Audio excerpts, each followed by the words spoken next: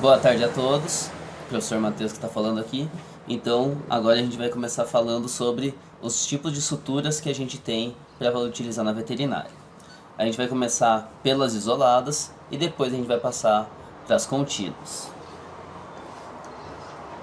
Primeiramente, lembrando o manuseio dos instrumentais, isso é algo importante já desde o início para a gente acostumar. Então, como eu tinha dito já em sala de aula ainda para vocês, a gente sempre pega os instrumentais que tem anéis, então como uma pinça hemostática, um porta-agulha ou mesmo uma tesoura, todos eles a gente sempre pega com o quarto dedo, que é no caso o dedo anelar, e o polegar, independente de ser destro ou canhoto, né? Mão direita aqui, quarto dedo e o polegar, e mão esquerda a mesma coisa, quarto dedo e polegar. Isso porque dessa maneira a gente provoca um tripé que na empunhadura da tesoura ou de qualquer outro instrumental, que dá uma firmeza e uma precisão muito maior no nosso movimento. Afinal, quando a gente pega apenas com o indicador, a gente tem um manuseio muito falho da tesoura. E mesmo quando a gente pega com o terceiro dedo, com o dedo médio, a gente ainda não tem uma precisão tão exata de como vai ser o manuseio da ponta da tesoura, quanto se a gente segura com o quarto dedo e coloca a ponta do indicador lá no corpo, lá na junção da porção ativa da tesoura com o cabo, que daí a gente consegue com o próprio indicador direcionar e guiar o nosso corte para onde quer que a gente vá.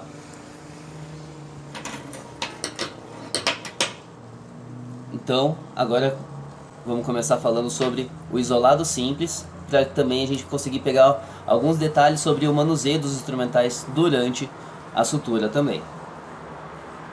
Quando a gente vai manipular um tecido, a gente sempre pega o tecido em si com a pinça, seja dente de rato ou seja anatômica, que for pertinente a cada tecido, mas a gente evita sempre pegar com a mão dessa maneira, porque com a mão a gente acaba fazendo uma manipulação do tecido muito maior do que com a pinça. A pinça é muito mais delicada que o nosso dedo, sempre vai ser. Então por isso, para causar uma menor injúria no tecido e causar uma menor manipulação no animal, a gente sempre pega o tecido com as pinças.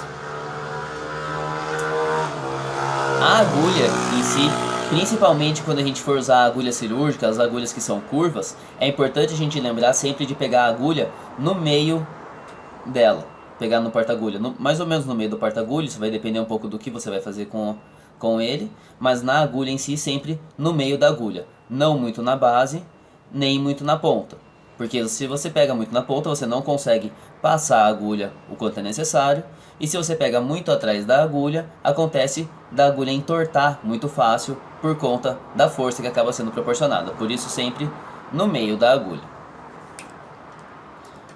Para fazer o isolado simples, que é o ponto mais básico de todos, levanta uma borda do tecido, passa a primeira camada, passa a primeira borda, sempre tira toda a agulha.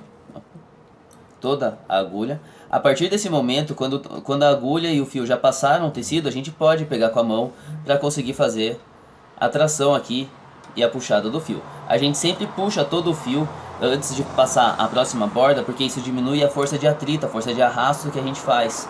Isso principalmente aqui nesse tecido, no pano, não vai fazer muita diferença, mas quando a gente pensa em tecidos mais delicados, principalmente com uma bexiga ou um intestino, às vezes essa força de arrasto que acaba forçando vários pontos de uma vez, ou fazendo as duas passagens de uma vez, é o suficiente para rasgar uma mucosa ou uma submucosa e proporcionar um vazamento, por exemplo, de um órgão oco. E aí que está o risco real desse tipo de arrasto, desse tipo de atrito com o fio. Passa a próxima borda.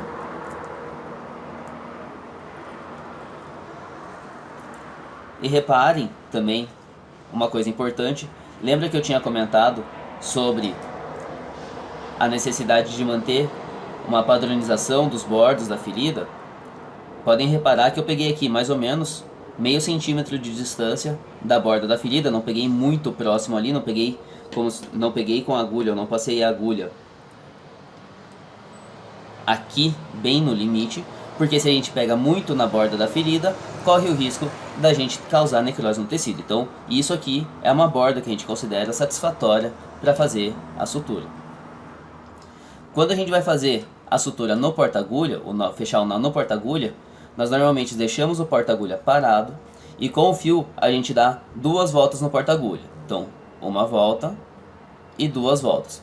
Com isso, quando a gente pegar ali a ponta do fio, a gente vai ter um nó duplo. Um detalhe aqui que é importante. Essa parte de trás do fio, essa região aqui, se você deixa ela muito longa, você acaba desperdiçando muito fio e atrapalhando você mesmo. Porque quando você puxar aqui, vai formar um laço.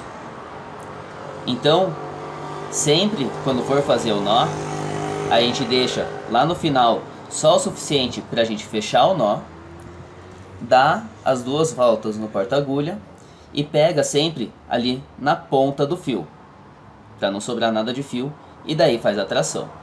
A partir desse momento aqui a gente pode escolher fazer a lateralização do nó. Nesse caso vamos fazer aqui para esse lado.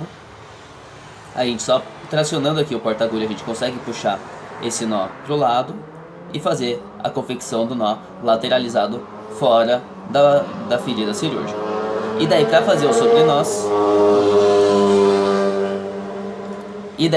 sobrenós, é o mesmo princípio da gente dar uma volta no porta-agulha, só que a gente só dá uma única volta e não 2, porque a gente quer o sobrenó, que é o nó mais simples.